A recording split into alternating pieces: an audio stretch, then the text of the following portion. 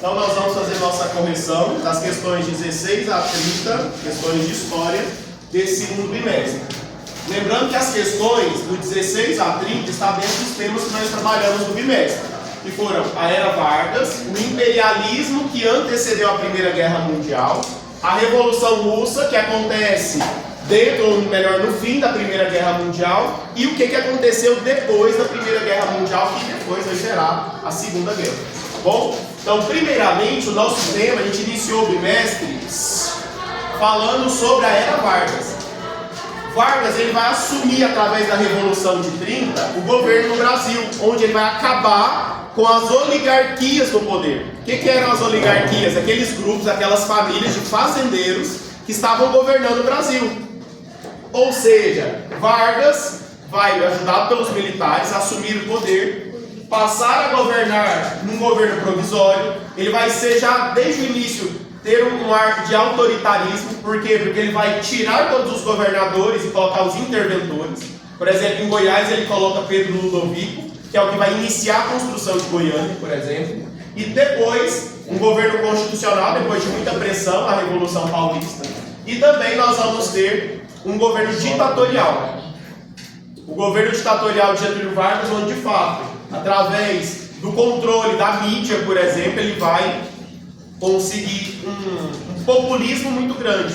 Uma, porque ele vai ter duas características. Ao mesmo tempo que ele era autoritário, ele vai controlar a mídia, a gente vai ter essa questão de intervir nos estados. Nós também vamos ver no governo de Vargas dois grandes benefícios para a população brasileira, que vai ser os direitos trabalhistas para os mais pobres, por isso ele vai ser chamado de pai dos pobres, e também ele vai investir na industrialização, uma vez que ele é nacionalista, ele vai, de algum modo, proibir a vinda de indústrias estrangeiras. Ou seja, o que faz uma indústria estrangeira? Vem para um país, lucra nesse país e o lucro volta para o seu país de origem. Então Vargas, ele era contra isso. Para ele, tinha que investir em empresas nacionais. Então ele vai investir sim na industrialização. E por isso mesmo ele vai ser chamado de mãe dos ricos. Pai dos pobres, mãe dos ricos. Tá bom? Então, as questões 16, 17, 18 e 19 está dentro desse contexto de Era Vargas. Vamos lá para elas? Questão 16. Nós temos uma charge onde tem os anos e cada ano tem uma face, sorridente ou não, né, de Getúlio Vargas. Aí vai, da 1930, ele está sorrindo, mostrando os dentes. Termina em 1937 com ele bravo. Entende? O que essa charge nos indica? Considerando o contexto histórico brasileiro entre 1930 e 1937, um Vargas que está combatendo a corrupção da oligarquia dos fazendeiros no governo, e termina com um Vargas ditatorial. Né? Isso que está indicando esse contexto histórico. A análise da imagem sugere que essa representação indica o endurecimento gradual do governo, revelando concentração de poder e uma tendência autoritária ao longo dos anos. Entende? Então a gente vai ver aí na letra C como, de fato, a explicação correta dessa charge. Né? Ou seja, algo gradual. Ele sai de algo bonzinho, de algum modo, salvar a população brasileira da corrupção, do coronelismo, né, do voto de cabresto. Para quê? Para um governo ditatorial. Questão 17. Liderado por Getúlio Vargas, o Estado Novo, que é esse período ditatorial de Getúlio Vargas, caracterizou-se por seu caráter autoritário. Ou seja, ao mesmo tempo que ele era autoritário, ele vai também ser uma outra coisa, de algum modo, positiva. Ao mesmo tempo em que se destacou pela, aí a gente vai perceber lá na letra D, criação de leis de proteção ao trabalhador, dos direitos trabalhistas, a CLT é criado no governo dele, e o incentivo à industrialização. Tá bom? Então nós vamos ter a letra D como correta na questão 17. Questão 18, a gente vê uma charge onde Vargas está tirando a cadeira de Júlio Prestes, tá bom? Aí vem a frase, né? Com licença, seu Julinho, né? Então ele está tirando a cadeira de Júlio Prestes. Por quê? Porque em 1929, Júlio Prestes que ganha as eleições, Júlio Prestes deveria assumir em 1930 e há a Revolução de 1930. que faz com que Getúlio Vargas, auxiliado pelos militares, assuma o poder e não deixe Júlio Prestes governar. Júlio Prestes que representava as oligarquias, o governo da política do café com leite. Então nós temos na questão 18, nela, né, na figura, Getúlio Vargas retrata o quê? Letra A, Revolução de 30, que interrompeu a posse do candidato eleito e pôs fim à hegemonia, né, a perpetuação das oligarquias agrárias na República Velha. Ou seja, tirou os fazendeiros do poder. Resumindo, é isso. Questão 19, ainda dentro da era Vargas.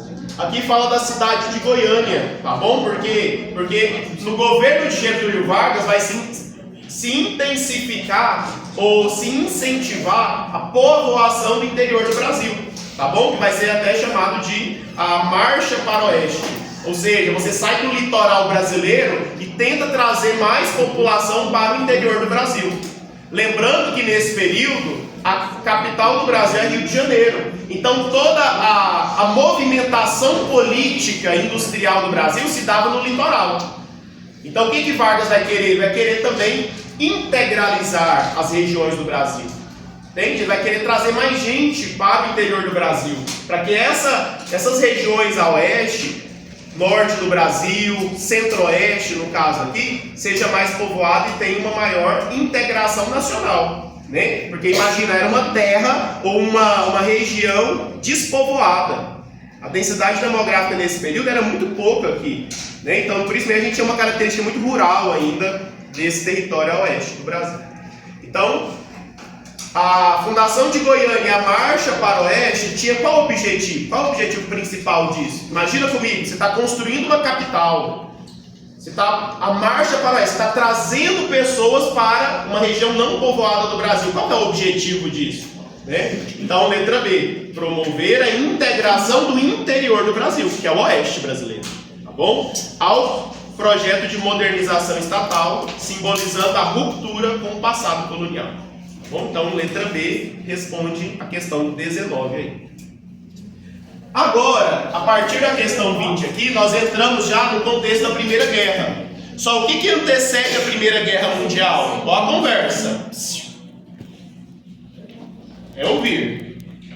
O que antecede a Primeira Guerra Mundial? Um contexto europeu onde as nações, por causa da Revolução Industrial, tinham se industrializado. E agora, do mesmo jeito que há empresas que concorrem entre si, essas nações, esses impérios industriais vão concorrer entre si. Só que, claro, estamos falando de nações que querem dominar mais terras, que querem daquelas três coisas que toda indústria precisa: mão de obra barata, matéria-prima, mercado consumidor. Então as nações industriais, elas querem concorrer entre si para conseguir essas coisas facilmente. Então nós vamos ter, por causa do darwinismo social, uma justificativa. O homem branco, mais desenvolvido, ele deve imperar sobre os menos desenvolvidos. Então era ideologicamente justificável que o homem branco europeu domine sobre o asiático e sobre o africano, que não era tão desenvolvido.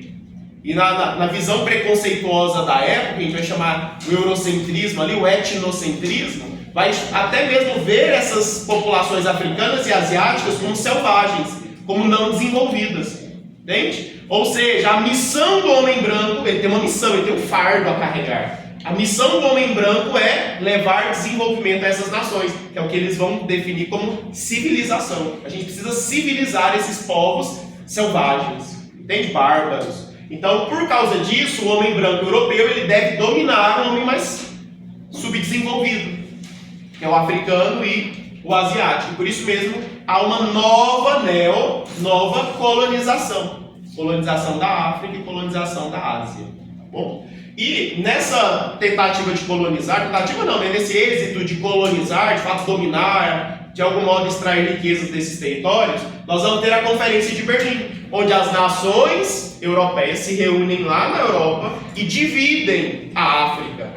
Ou seja, quais são os territórios da África que nós vamos dominar? que nós vamos colonizar, que nós vamos de algum modo levar essa civilização e esse desenvolvimento. E a Conferência de Berlim vai ter essa missão. Por isso mesmo nós vemos até hoje no mapa, né, da África, que as fronteiras dos países são em linha reta. Por quê? Porque ali eles dividiram de modo artificial, sem respeitar diferenças regionais, diferenças de tribos regionais. Por isso mesmo vai gerar muitos conflitos internos dentro dos países africanos.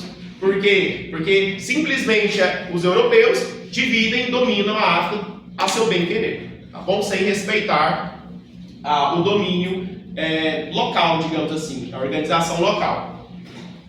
As nações industriais, então, entrando em concorrência, elas vão ter uma característica, que é, ao mesmo tempo que não há guerra, elas começam, por causa das suas indústrias, se prepararem para a guerra. Elas começam a produzir armamento bélico. Então, por isso mesmo, a gente vai chamar também um período de paz armada. Mesmo que você não saiba o significado disso, você consegue supor, uma paz, não tem guerra, mas ao mesmo tempo as pessoas estão se preparando militarmente. Então, estão armados, né? Estão produzindo armas. Então, nós vamos lá para as questões. Questões 20, 21, 22 e 23. Questão 20. No final do século XIX e início do século XX, as potências europeias disputavam colônias na Ásia e na África. Como essa disputa se relaciona com o crescimento do nacionalismo? O nacionalismo, eu defender a minha nação, eu defender as minhas indústrias, eu defender o meu desenvolvimento industrial. O que isso tem a ver?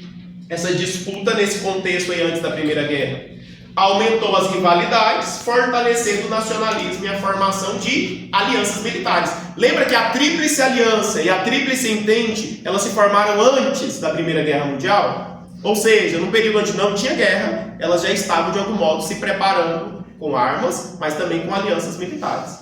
Viu? Então, letra A responde a questão 20. Questão 21. O conceito de missão civilizatória, o fardo do homem branco. A missão de levar a civilização a esses povos não desenvolvidos. Como essa ideia da missão civilizatória justificava o imperialismo sob a ótica nacionalista? Como que essa ideia do fardo do homem branco justificava a dominação dos europeus sobre africanos e asiáticos? Letra D, justificava a colonização como missão. Tá vendo? É como se o homem branco tivesse uma missão, um peso, né? Um fardo a concluir, a cumprir. Justificava a colonização como missão de levar progresso e religião a outros povos. Ou seja, a civilização é isso. Então, letra D responde a 21. Questão 22. Considerando esse contexto da paz armada, qual a contradição presente nesse conceito? Qual a contradição presente nesse conceito? Ao mesmo tempo, é só você interpretar, ao mesmo tempo que as nações estavam em paz, sem guerra, elas também estavam em forte preparação militar. O que é preparar militarmente? Alianças militares e produção nas indústrias de armas de fogo. Tá bom? Armas bélicas, né, para a guerra. Então, letra A responde a 22. Questão 23. Você vê vários homens de terno sentados em torno de uma mesa onde tem um bolo escrito África. E ali esse bolo está repartido. Ok? Então o que indica isso? A repartição da África pelos europeus. Tá bom? As nações europeias irão dominar quais territórios africanos? É isso. Então, essa divisão se deu exatamente na Conferência de Berlim. Letra B. Tá bom? Questão 24. Questão 24 já entra na Primeira Guerra Mundial. Basicamente, a Primeira Guerra Mundial ela vai ser dividida em 3 fases. A fase principal é o que dá característica à Primeira Guerra Mundial. Tá bom? Que é a Guerra das Trincheiras. Trincheiras é aquelas valas, né? Aqueles caminhos de terra que mais ou menos tinham 1,5 metro, 2 metros de profundidade, onde os soldados se escondiam e apontavam contra o inimigo, que também estava numa trincheira. Então ali naquela trincheira você não podia sair. Ali você se alimentava, ali você fazia suas necessidades fisiológicas, ali de algum modo você tentava sobreviver. Ao mesmo tempo que estava em tiroteios, bombardeios e etc. Aí nós temos na questão 24. Qual fato foi determinante para a retirada russa do conflito? Olha, nessa terceira fase nós vamos ter, já caminhando para o fim da guerra, que em 1917 a Rússia sai da guerra. Por que ela sai da guerra? Por causa da Revolução Russa. E o que foi a Revolução Russa? Nada mais do que uma revolução comunista que acaba, dá fim ao Império Russo, que é o czar, né? Czar, o imperador, César russo, e dando fim ao Império, até mesmo vai ter o fuzilamento da família imperial, em 1918. Mas em 1917, primeiro, os comunistas mencheviques, que eram mais democráticos, eles queriam uma imposição socialista comunista mais gradual, né? Ensinando primeiro a burguesia a aceitar o comunismo para depois impor o comunismo. Já os bolcheviques não gostavam disso, eles queriam uma revolução mesmo, algo mais rápido, né? Imediato, impondo mesmo. Quem não quisesse saía da Rússia ou era preso, né? Então, em fevereiro os mencheviques assumem, em outubro ou novembro, dependendo do calendário, se for o nosso calendário, foi em outubro, se for no calendário da Rússia, que vai ser o calendário juliano, vai ser em novembro. Então, vai ter a Revolução Bolchevique. Lenin lidera os bolcheviques, fazem uma revolução e, a partir dessa revolução, em outubro, Lenin tira a Rússia da guerra. Tá bom? Por quê? Porque a Rússia estava em crise. O Império Russo até mesmo caiu por causa disso, uma crise. Ele cobrava muito impostos, oprimia muito a população, mas ao mesmo tempo a população em crise, passando fome, passando necessidade, com pouco emprego e etc. Então é isso que vai motivar a revolução. Bom, até mesmo o lema da Revolução Bolchevique vai ser paz, pão e terra. Por quê? Porque eles queriam sair da guerra, paz, queriam ter comida e também queriam, de algum modo, uma reforma agrária na Rússia, para que o pobre também tivesse capacidade de plantar e colher o seu próprio alimento. Entende? Ou seja, para não passar fome também, para ter emprego. Aí nós vamos lá, questão 24. Questão 24. Qual o fato determinante para a retirada russa do conflito? A Revolução Russa, que é também chamada de Revolução Bolchevique. Letra C, olha lá. A eclosão, né, o surgimento da Revolução Bolchevique, que levou à assinatura do Tratado de Brest-Litovsk. Ou seja, o tratado que vai fazer um acordo, né? Imagina, você não só sai da guerra, você tem que fazer um acordo para que, de fato, a nação inimiga, ela não invada, ela não continue lutando contra você. Então, o que Lenin, então, vai fazer com a tríplice aliança, né, que era liderada pela Alemanha? Vai fazer um acordo com eles. Olha, a gente vai sair da guerra, a gente não vai atacar vocês, vocês também não nos atacam. Tá bom? Então, a gente vai ter esse tratado aí que vai fazer com que a Rússia saia da guerra. Então, é a Revolução Russa, a Revolução Bolchevique, que vai tirar a Rússia da Primeira Guerra Mundial. Então, letra C é a resposta da 24. A 25 é a mais fácil de todas, gente. É só você ver a imagem. Se eu estou vendo soldados na trincheira, qual que é a resposta? Guerra de trincheiras. Ok? Então, aí, letra B. Questão 25, letra B. Questão 26, a entrada dos Estados Unidos. A entrada dos Estados Unidos, imagina, ele não estava na guerra, ele não tinha se desgastado com os conflitos, mas ele já entra em 1917, ou seja, 3 anos de guerra já tinham se passado. As nações já estavam desgastadas. E o que vai acontecer? Ele vai trazer esse apoio militar, econômico para os aliados, né? Que no caso vai ser a Tríplice Entente. Prestem atenção.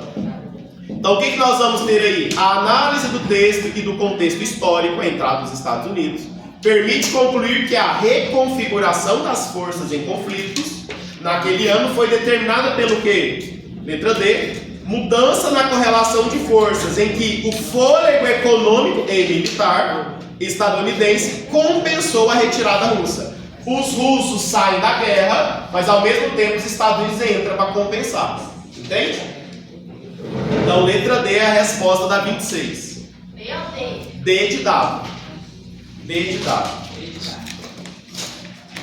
Questão 27.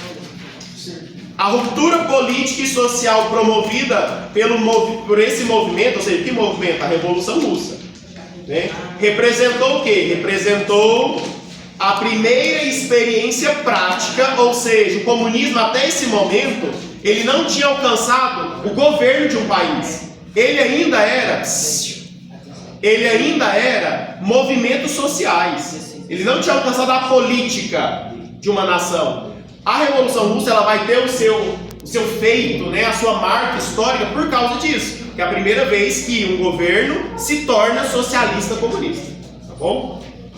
Então representou a primeira experiência prática de um Estado socialista, desafiando a hegemonia do modelo capitalista liberal do mundo. Ou seja, o mundo todo era capitalista, mas agora nós temos uma inovação. Nós temos algo diferente que nunca tinha acontecido. Um governo declaradamente comunista, socialista. Até mesmo o Império Russo acabando, posteriormente vai se criar a União das Repúblicas Socialistas Soviéticas por causa disso. Tá bom? Questão 27, letra A.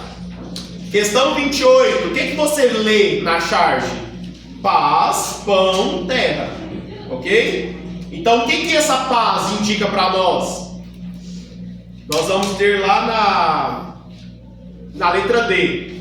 Paz, pão e terra. O pão, busca por alimento. Terra, no caso, busca por terras. E paz, saída da guerra. Tá bom? Então, defendidos por operários e camponeses. Porque a Revolução Bolchevique, ela vai ser feita, motivada pelos mais pobres, que eram os que estavam sofrendo. Então eram operários e camponeses que vão exigir isso, vão pedir isso, através dessa Revolução de Outubro, Revolução Bolchevique. Pão, paz e terra, tá bom? Letra D responde a questão 28. A questão 29 e 30... A questão 29 e 30 está relacionada ao período entre guerras. O que aconteceu depois da Primeira Guerra Mundial? Primeiro, o Tratado de Versalhes, que vai impor penalizações à Alemanha, que foi a principal motivadora da Primeira Guerra Mundial.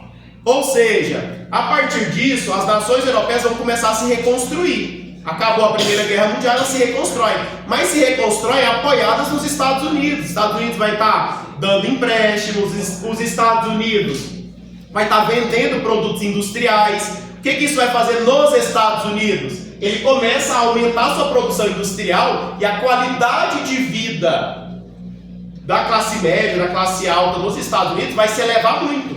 Então a gente vai até ter um lema, né, que é o American Way of Life, que é o modo americano de viver, o modo da vida americana, ou seja, que é de fato esse conforto.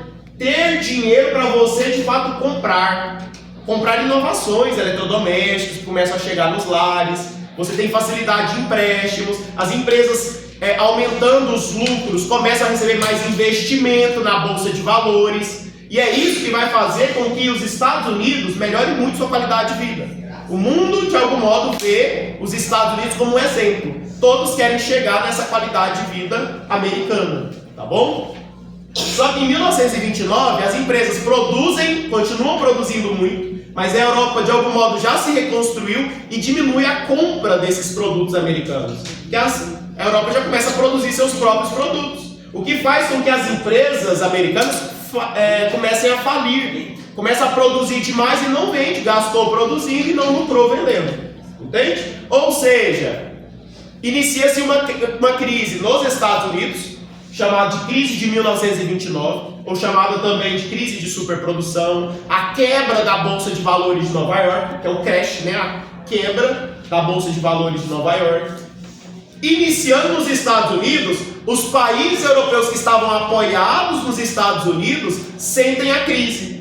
Países europeus começam também a entrar em crise novamente, o desemprego aumenta na Europa, e o que as nações começam a sentir? Começam a perceber que nós não podemos nos apoiar ou confiar em nações estrangeiras. O nacionalismo europeu vai começar a crescer novamente e esses discursos totalitários do nazismo, do fascismo, começam a se fortalecer dentro dos países europeus. Por isso mesmo, é esses governos totalitários que depois alcançam o poder que vai iniciar a Segunda Guerra Mundial. Entende? Por isso mesmo, o período entre guerras ele é tão importante.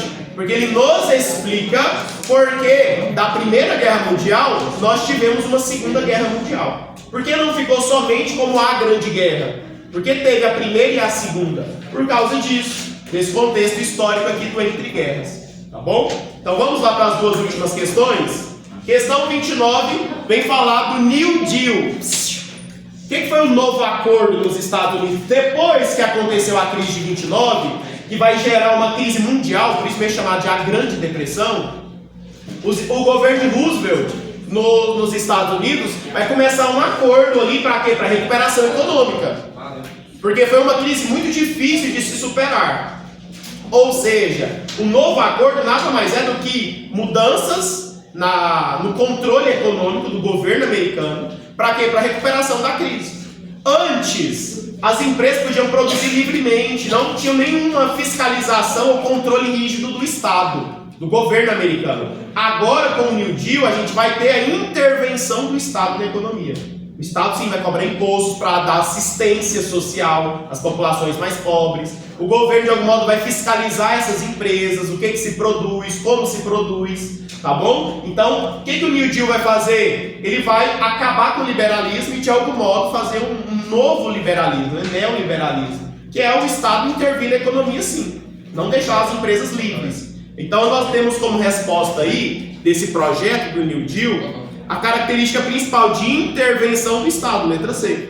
Intervenção do Estado na economia por meio de quê? De investimentos em obras públicas e criação de leis de proteção social. Então o governo, de algum modo, agora ele começa também a ver esse lado social, porque uma crise, muito desemprego, muita fome na nação americana. Então começa a se preocupar com isso. É necessário sim cuidar dessas famílias, né, mais sofridas por causa da crise.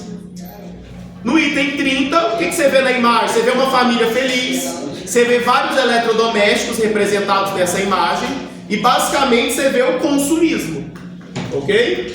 Que é o jeito americano de viver. A partir da imagem vem a questão 30. Esse modelo de vida caracterizava-se principalmente pelo quê? Qual que era a principal característica do American Way of Life?